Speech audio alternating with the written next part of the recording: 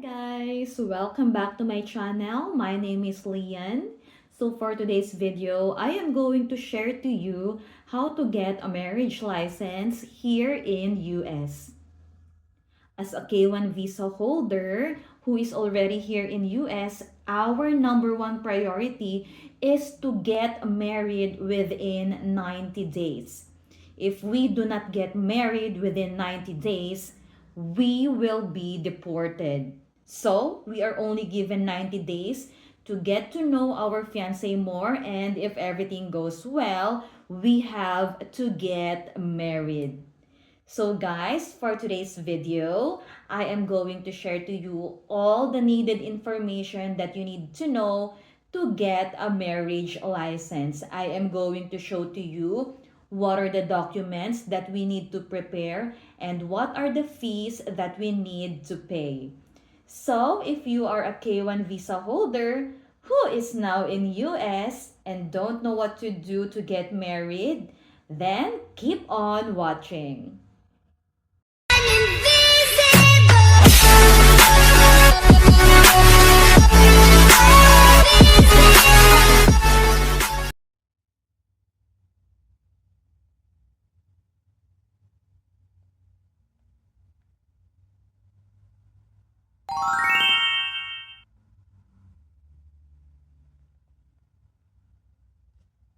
So guys, before I start, just a disclaimer, the information that I am going to share only works in the state where I am right now. So the preparations for the wedding varies from state to state, but don't worry, majority of them are the same.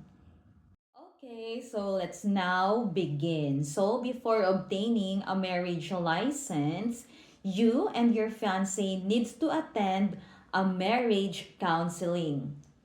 And guys, you have to prepare an amount ranging from 80 to $100. Again, as I mentioned earlier, it varies from state to state. So here in our state, me and my fiance paid $99 for this marriage counseling. So the marriage counseling that we attended is called Premarital Counseling. So here we have a guide. It's like a handout that was given to us by our therapist. So inside this are the topics that we discuss during the counseling. So guys, I want to share some of our experiences and some happy moments during our counseling. So she asked us 10 questions that me and my fiance needs to answer. And my favorite question is the question number 2. Why do you love me? So I answered this in front of my fiance and in front of the therapist. And I don't know why I cried during this part because guys, just a sharing, my fiance is my only boyfriend. I never dated in the past. So when I met him, my life got better. I am more happy. I am more excited to live each day. So this question really touched my heart. Why do you love me? What else are some questions here? Why do you want to spend the rest of your life with me? You will enjoy the counseling, guys. You will get to know your fiancé more like that. What about kids? There, you are going to answer that during the premarital counseling. What about money? You also need to answer that. Can you promise to put us ahead of everything else? Oh, in what ways do you put your partner first? Oh, these are so sweet questions. Will you support me if I can't support myself? Oh.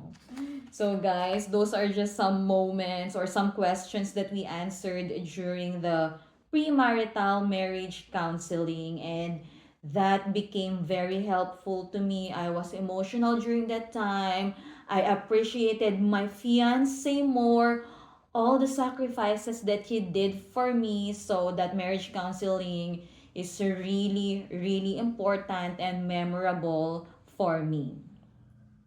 And then it is only 1 hour. After 1 hour, the therapist will give you a certificate and it looks like this. Of course, I will not going to show to you the important information here because it's confidential. So you are going to receive a certificate after the counseling. So you need to bring this certificate at the day of your wedding because the priest or the judge will stamp it. So there, it's about the marriage counseling. After the marriage counseling, the next step that you and your fiance need to do is to schedule the wedding date. So in that case, you can either make a phone call to the church or to the court. So in our experience, me and my fiance tried calling the court, but we did not get an answer. So we decided to go to the court. When we arrived at the court, the staff gave us a pamphlet that we need to read and review. And this is about planning a courthouse wedding. And then, after we review this pamphlet, the staff asked me and my fiance about our preferred wedding date. And then she checked if the preferred wedding date is available. So if it is available, the staff will ask for you and your fiance's full name and cell phone number. And then after that, she is going to give you a paper like this. And it is all about your wedding date, wedding time, and as well as the case number. It is now time to get a marriage license. So, in the state of Michigan, the marriage license looks like this. Of course, I am not going to show you what's inside because it is confidential. So, how to obtain a marriage license? All you need to do is go to your state's clerk county or county clerk office and then tell them that you are going to get a marriage license. So, in our experience, when we went to the county clerk, the clerk gave us a handout like this. And this is about getting married in Michigan, what you need to know. Other things here are who can marry. So, of course, you need to be single or divorced and you need to be 18 years or older. Where to apply and where to marry. Of course, you need to apply in the county clerk and what state you are going to get married. So, again, it varies from state to state. Who can you marry? So it says here, a man shall not marry his mother, sister, grandmother, daughter, granddaughter, stepmother, grandfather's wife, son's wife, grandson's wife, wife's mother, and so on, like that. And then it also says here the time frame. So, a marriage license shall not be delivered within a period of 3 days, including the date of application and also the marriage license will expire in 33 days. So be sure when you already have your marriage license, be sure that you will get married in the next 33 days for it to take effect. Okay? Once you are done reviewing the handout, the clerk will give you a form that you need to fill up. Be sure that everything you put there are correct. No error, no wrong spelling, okay?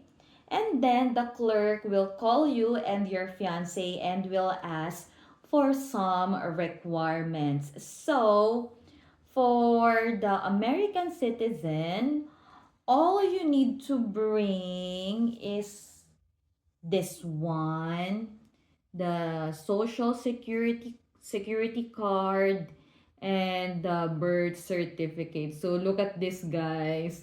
This is how the birth certificate in Michigan looks like. Very cute. So it's inside is the birth certificate that is like half of the bond paper only. So again, for the American citizen, this is these two are the ones that you need to bring in the county clerk. So in my part, I am the foreigner. I need to bring my passport with visa and of course my birth certificate. So look at the difference of the birth certificate of my fiance and my birth certificate. So again, guys, don't forget to bring all these requirements, okay? And also, you also need to pay $20. Again, it varies from state to state. And then once you are done filling up the form and once you give all the requirements to the clerk, it's now done. You need to go back there after 3 days. After 3 days, they are going to give your marriage license that I showed you earlier. It is in a envelope like this. So the marriage license is 2 copies. The original is for the couple, and then the second is for the wedding itself. And that's it. More information. So you are done with marriage counseling, scheduling the wedding date, and obtaining the marriage license. So on your wedding day, don't forget to bring your ID. And then if you are going to get married in a court, be sure that you have your two witnesses. Your two witnesses needs to bring their ID as well. And then in our state, we are going to pay $10 fee for the wedding. And then, of course, arrive on time. For example, your wedding is 1 p.m. Be there 12:30. Okay, that's it. For my video today, guys. I hope I was able to help you. And congratulations to all the couples that are getting married. Getting married is a commitment. It is one of the most important decisions that you will be doing in your life. So be sure that the person you are going to marry is really the one. You don't want to get divorced. You don't want to get separated. So be sure that you are 100% sure to marry that person. That's it for my video today, guys. Thank you so much to all my subscribers. If you are not yet a subscriber, please subscribe. I really appreciate you guys commenting and watching my videos. Till my next video. Bye!